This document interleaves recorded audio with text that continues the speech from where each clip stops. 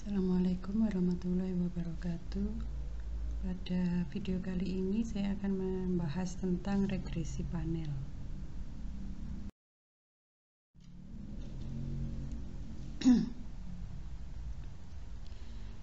Panel data regression model ini menggunakan panel data. Panel data ini sering juga disebut pool data atau longitudinal data atau mikropanel data. Nah, panel data ini mempunyai dua dimensi, yaitu individu, misalkan perusahaan, provinsi, negara, dan lain sebagainya, dan waktu. Nah, waktunya bisa tahunan, bisa bulanan, bisa harian. Umumnya sih tahunan atau bulanan. Jadi merupakan penggabungan data cross-section dan time series.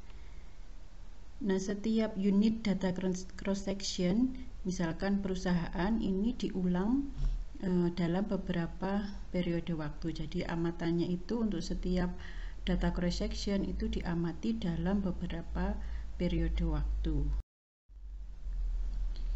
Nah, ini adalah contoh data panel. Ya, jadi ini ada 4 unit cross-section. Di sini ada, jadi ini adalah data investasi untuk 4 negara, 4 perusahaan mulai tahun 1935 sampai 1954. Jadi unit cross sectionnya ini adalah perusahaan yang terdiri dari 4 perusahaan, yaitu GE, kemudian ada US, ada GM, dan ada West. Nah, masing-masing perusahaan ini diamati selama mulai tahun 1935 sampai tahun 1954. Nah, ini adalah variabel-variabel yang nanti akan dianalisis, yaitu ada variabel investasi atau I, kemudian ada F, dan ada C. Nah, kelebihan penggunaan data panel itu yang pertama, keheterogenan antar individu ini dapat secara eksplisit diakomodasi. Jadi bisa langsung dimodelkan hubungan atau misalkan regresi gitu ya. Itu setiap individu itu akan bisa memiliki persamaan sendiri. Kemudian yang kedua, penggabungan antar cross section dan time series ini akan membuat data panel menjadi lebih informatif. Jadi bisa dieksplor lebih dalam ya, apakah berdasarkan tahun ataukah berdasarkan unit cross sectionnya, apakah berbeda atau sama efeknya antar unit cross section, seperti itu. Kemudian juga lebih bervariasi dan mengurangi koliniaritas, kemudian juga memperbanyak derajat bebas dan lebih efisien. Nah, pengulangan waktu pada unit cross section yang sama ini mengakomodasi perubahan dinamis ya setiap unit cross section. Jadi akan terlihat bagaimana perubahan setiap unit cross section dari waktu ke waktu. Mungkin bisa sama, mungkin juga tidak antar unit cross section ini.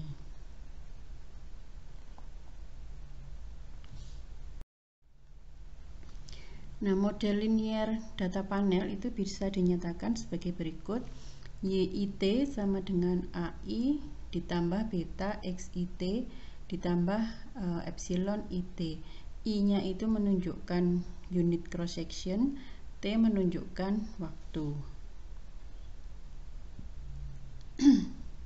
Nah, ini yang ditulis di sini adalah untuk yang satu peubah bebas, namun nanti bisa dibuat secara umum untuk lebih dari satu peubah bebas. Jadi nanti setiap unit cross section itu akan punya intercept sendiri. Apakah nanti sama atau tidak, nanti bisa diuji. Nah, AI jadi ini adalah variabel tak terobservasi yang spesifik bagi setiap individu. Jadi nanti khusus bagi individu atau unit cross sectionnya ya.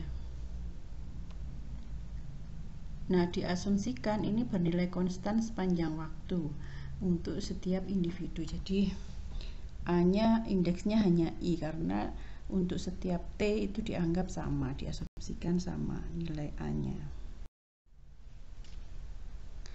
Nah, ada beberapa model yang dapat digunakan atau diasumsikan. Yang pertama adalah pool model, kemudian yang kedua adalah random effect model, dan yang ketiga adalah fixed effect model. Ini adalah pool model. Jadi pool model itu dinyatakan dalam bentuk YIT sama dengan A ditambah beta XIT ditambah epsilon IT. Nah, yang perlu diperhatikan di sini alfa A atau alfa dan beta ini sama, ya, tidak ada indeksnya. Jadi untuk unit cross section dan waktu yang berbeda itu nilai A dan nilai betanya sama. Ini merupakan model yang paling sederhana. Jadi diasumsikan tidak ada keheterogenan antar individu yang tidak terobservasi. Jadi untuk semua individu itu koefisiennya sama. Semua keheterogenan ini sudah ditangkap oleh peubah eksogen XIT ini. Sehingga modelnya nanti menggunakan asumsi yang sama seperti yang digunakan pada data cross section. Jadi istilahnya itu datanya dicampur jadi satu, tidak dibedakan. Apakah ini untuk individu 1, untuk individu 2, enggak. Jadi semuanya dianggap sama. Jadi dibuat seperti regresi biasa modelnya. Nah, untuk pendugaan parameternya ini kalau asumsinya adalah pool model, maka penduga parameternya kita menggunakan OLS atau disebut pool OLS, ordinary least square atau metode kuadrat terkecil.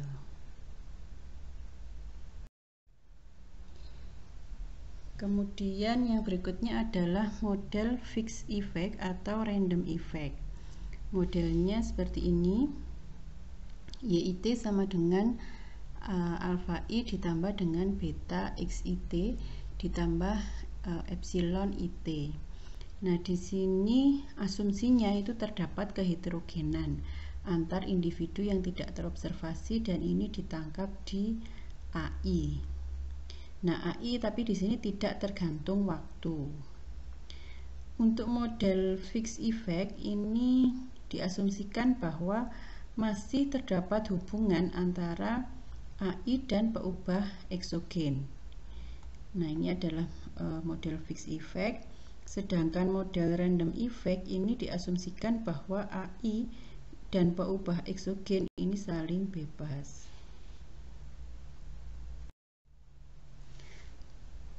Untuk pendugaan parameter dengan asumsi fixed effect ini ada beberapa alternatif pendugaan. Yang pertama adalah least square dummy variable atau LSDV estimator, kemudian ada within estimator dan ada between estimator. Untuk LSDV atau least square dummy variable estimator ini penduga parameter jika diasumsikan modelnya adalah fixed effect. Nah, alpha atau AI ini diduga bersama-sama dengan beta dan dengan cara menggunakan n peubah dummy untuk setiap unit cross section.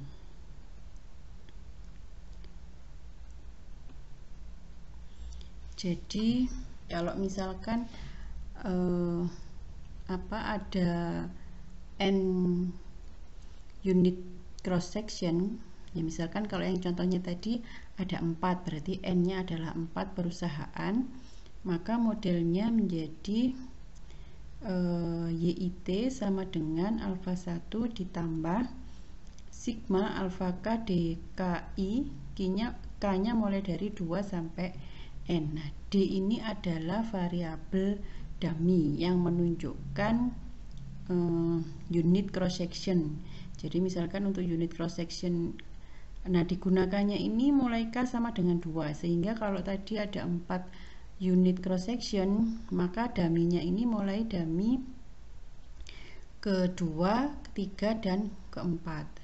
Nah, sehingga nanti misalkan untuk unit cross section yang pertama itu nilai D2 ya, D2, D3, dan D4 itu nilainya 0. Kemudian kalau misalkan untuk unit cross section yang kedua itu D2 bernilai 1, D yang lain bernilai 0.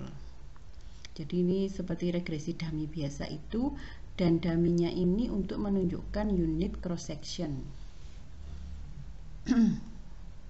Kemudian ditambah dengan beta XIT ditambah epsilon IT. Jadi nanti setelah dibuat dummy variabelnya untuk setiap unit cross section, kemudian digunakan least square atau metode OLS.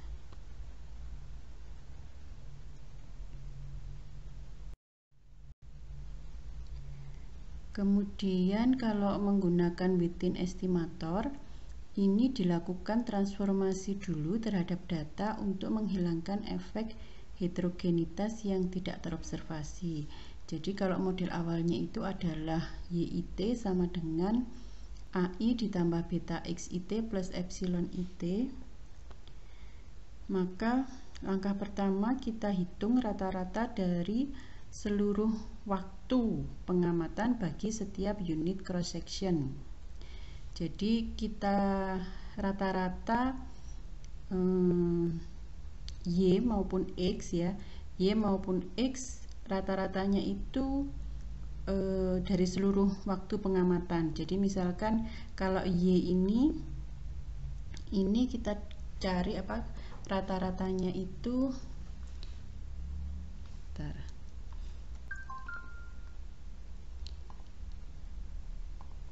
rata-ratanya itu YI titik bar, ini bar ya, atau rata-rata ini sama dengan jumlah YI T nya sama dengan 1 sampai T besar ini ya, sampai T besar dibagi dengan T besar. Jadi yang di rata-rata itu berdasarkan waktu ya, jadi Y1 Y12 sampai Y1 T besar. Misalkan kalau tadi kalau tidak salah mungkin 10 tahun ya, berarti T-nya sampai 10. Jadi yang di rata-rata adalah nah I-nya ini untuk unit cross section-nya. Misalkan tadi GE ya, GE itu berarti nanti dijumlahkan untuk GE mulai dari tahun yang pertama sampai tahun ke T. Demikian juga nanti untuk X-nya, untuk XI-nya, XI bar itu adalah jumlah dari XI T-nya mulai dari 1 sampai T besar dibagi dengan T besar.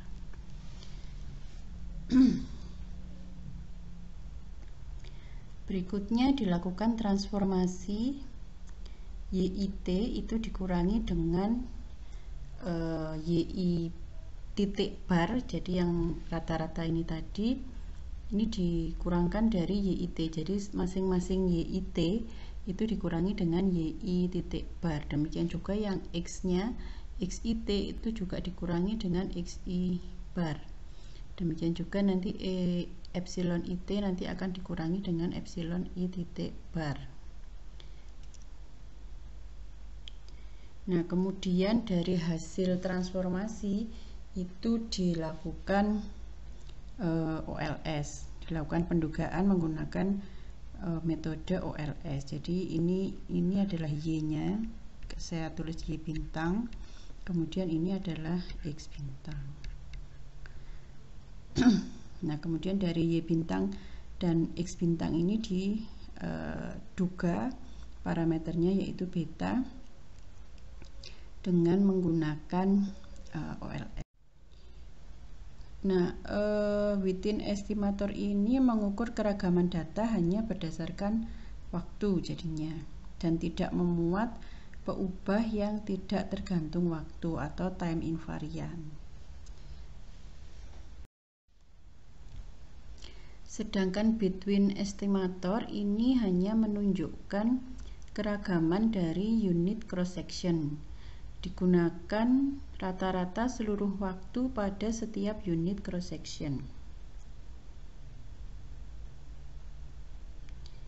Jadi modelnya itu tereduksi menjadi YI titik bar sama dengan alpha I plus beta XI bar ditambah dengan epsilon I titik bar. Jadi regresinya itu menjadi antara ini rata-ratanya. Yang tadi ya, YI titik barnya itu adalah sama seperti tadi. YI titik bar itu adalah sigma YI T, T-nya mulai dari katakanlah yang pertama sampai yang ke T besar, ini dibagi T. Demikian juga nanti X-nya juga dihitung rata-ratanya. Dihitung rata-ratanya sama dengan XIT, I-nya bukan IT, T-nya 1 sampai T besar dibagi dengan T besar. Nah, jadi yang diregresikan kalau tadi contoh yang tadi itu, maka kan ada 4 unit cross section dan ada beberapa tahun gitu ya. Nah, setelah di rata-rata tahunnya, maka nanti hanya ada 4 data karena di rata-rata. Jadi nanti ada 4 hanya ada Y1 titik bar, Y2 titik bar sampai Y4 titik bar. Demikian juga yang X-nya. Jadi hanya 4 data kemudian di analisis. Jadi analisisnya atau pendugaannya menggunakan penduga OLS. Nah, cuman penduga ini kurang konsisten.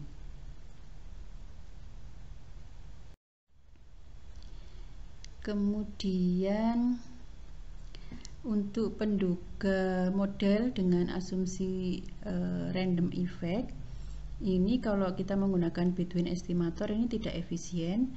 Nah, sehingga kita bisa menggunakan random effect estimator.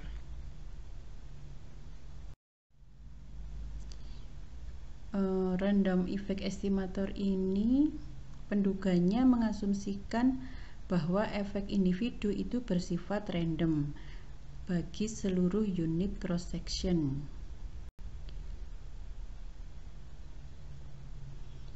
Sehingga AI itu dianggapnya random. Ya, bersifat random, efek individunya itu bersifat random, sehingga AI itu dimasukkan menjadi satu dengan epsilon IT, karena epsilon IT itu kan random. Nah, AI itu juga dianggap random, sehingga AI dan epsilon IT ini dijadikan satu menjadi VIT. Jadi model yang awalnya adalah YIT, model awalnya adalah YIT sama dengan AI ditambah beta XIT plus epsilon IT, akhirnya nanti menjadi beta XIT ditambah VIT. Jadi VIT ini adalah gabungan dari AI dan epsilon IT.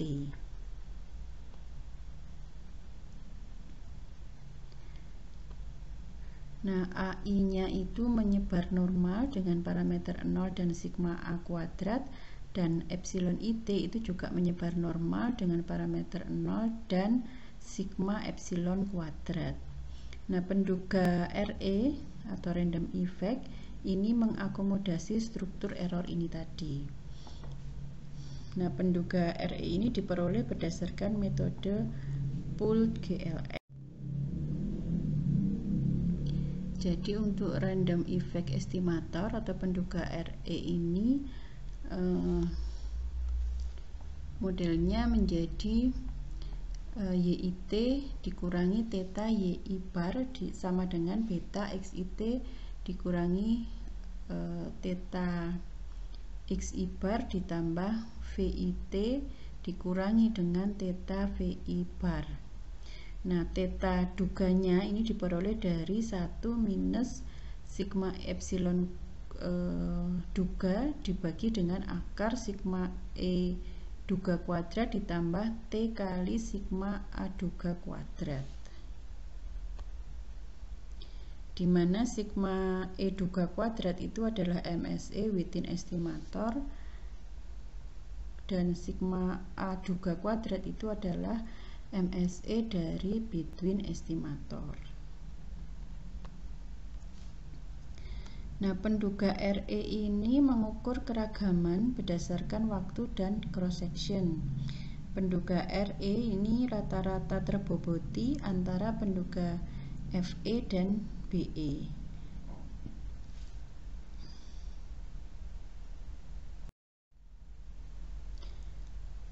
Jadi prosedur untuk pendugaan pada model data panel,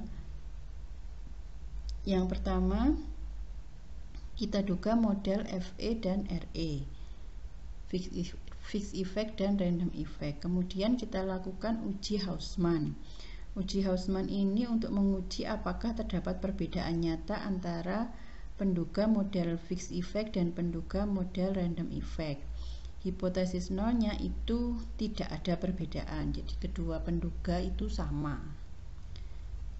Kemudian jika H0 ditolak, maka penduga fixed effect itu lebih sesuai.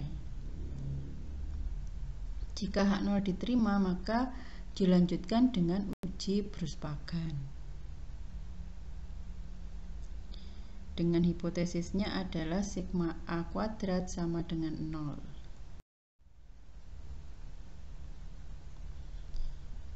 Kemudian jika H0 ditolak, maka komponen galat individu itu nyata, jadi berbeda antar individu satu dengan individu yang lain. Kemudian penduga random effect ini lebih sesuai karena galat individunya berbeda. Jika H0 diterima, maka penduga Pohls atau pooled OLS ini lebih sesuai.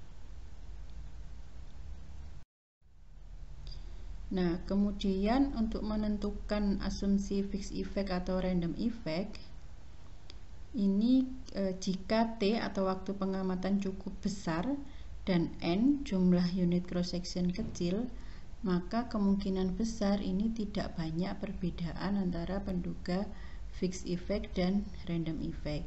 Sehingga untuk alasan kemudahan kita bisa menggunakan penduga fixed effect dengan pendugaannya bisa menggunakan LSDV. Jadi hanya kita tambah peubah dummy untuk menandai unit cross section yang berbeda, kemudian kita gunakan penduga least square. Kemudian ketika N-nya besar dan T kecil, kemudian unit pengamatan bukan berupa sampel dari populasi yang lebih besar, ini fixed effect model yang lebih tepat. Sama, ini kita juga bisa menggunakan fixed effect, menggunakan LSDV. Kemudian ketika N besar dan T kecil, kemudian unit pengamatannya berupa sampel acak dari populasi yang lebih besar, maka random effect ini model yang lebih tepat. Sehingga kita menggunakan penduga random effect.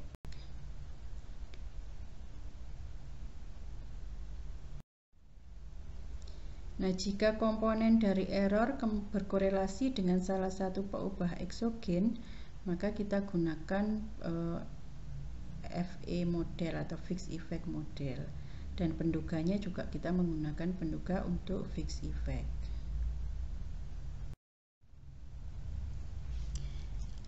Ini adalah contoh aplikasi penelitian tentang jumlah investasi atau I berdasarkan nilai aset perusahaan yang dilambangkan dengan F dan modal perusahaan atau C kapital. Kemudian, penelitian ini berdasarkan pada data tahunan investasi 4 perusahaan. Jadi unit cross sectionnya ada 4, dimulai tahun 1935 sampai 1954. Jadi ini data time seriesnya sebanyak 20 tahun atau selama 20 tahun. Nah, secara a priori ini diharapkan bahwa investasi berkorelasi positif terhadap nilai aset dan modal. Jadi harapannya nanti koefisien untuk F dan C itu positif.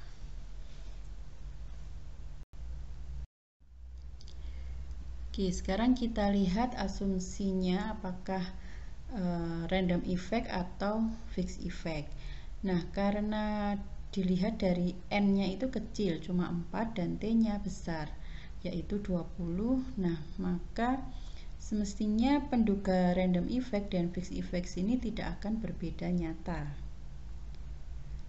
Akan tetapi jika diasumsikan bahwa perbedaan setiap perusahaan bersifat random dan efek tak terobservasi setiap perusahaan tidak berhubungan dengan perubahan penjelas, maka penduga random effect ini lebih sesuai.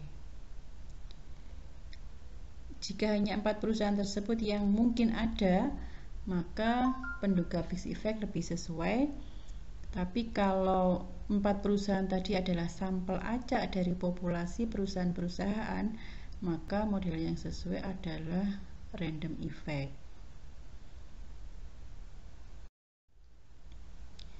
Nah, ini adalah output hasil pendugaan menggunakan asumsi random effect.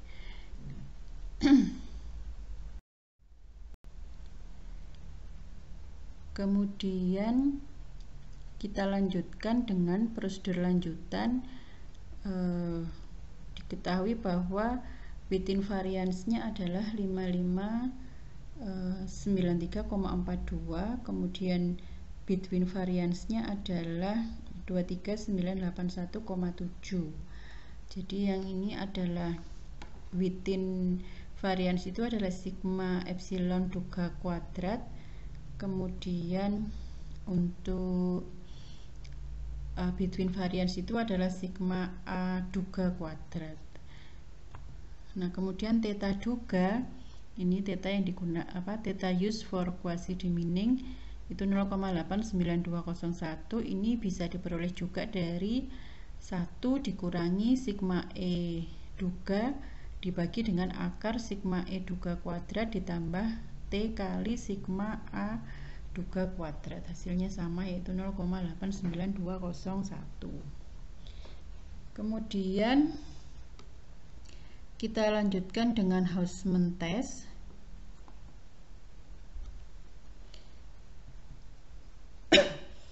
Hausman testnya nilai p-value-nya adalah 0,46. Nah, ini berarti kita terima H0.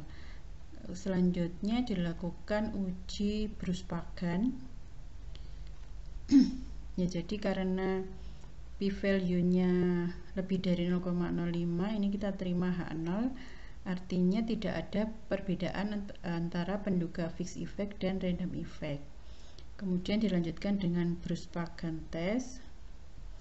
Ini p-value-nya kecil sekali ya, 3,95186 kali 10 pangkat min 085. Sehingga ini tolak H0, artinya random effect ini lebih sesuai.